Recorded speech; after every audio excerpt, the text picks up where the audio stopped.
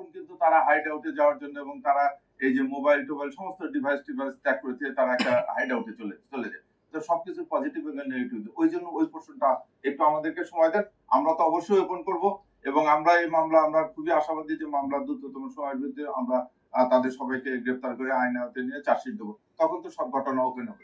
এখন না, অস্ত্র দুটোই ব্যবহার হয়েছে, এখন ওই যে আপনি যেটা বললেন যে আমরা আমি বারবার একই কথা র ফর্মে আছি।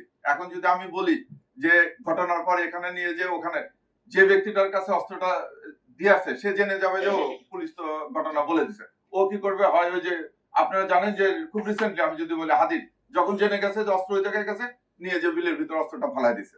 আমি ওই জন্য আবারও বলতেছি যে আমি চেয়ে নিচ্ছি, ক্ষমা চেয়ে নিচ্ছি যে তদন্তের সাথে আমাদেরকে একটু রাখতে দেয় না। ওর নিকট আত্মীয় এবং পরিজনদের শেল্টারে তারা চলে গেছে। এখন এগুলো বিষয় আমরা দেখতেছি।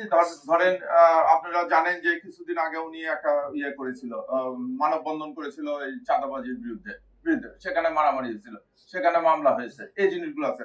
তারপরে উনি একজন উদীয়মান জনপ্রিয় নেতা, উনি একবার ওয়ার্ড কাউন্সিলের দাঁড়াইছিল। তো উনি হয়তো রাজনৈতিক উপরে উঠতেছে।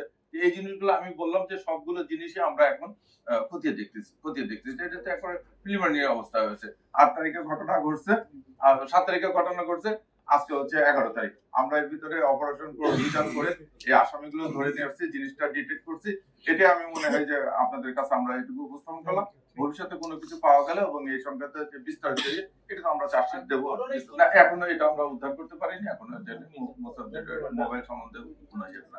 এখন আমরা আসামি নিয়ে আসি, রিমান্ডে নিয়ে আসি, তাদেরকে আমরা একবারে একান্তভাবে জিজ্ঞাসাবাদ করবো, তাদেরকে পিও ভিজিট করাবো, টোটাল জিনিসটা তো আমরা একটা না, উনি খুব ক্রিটিক্যাল অবস্থায় আছে, এখন ওনার সঙ্গে কথা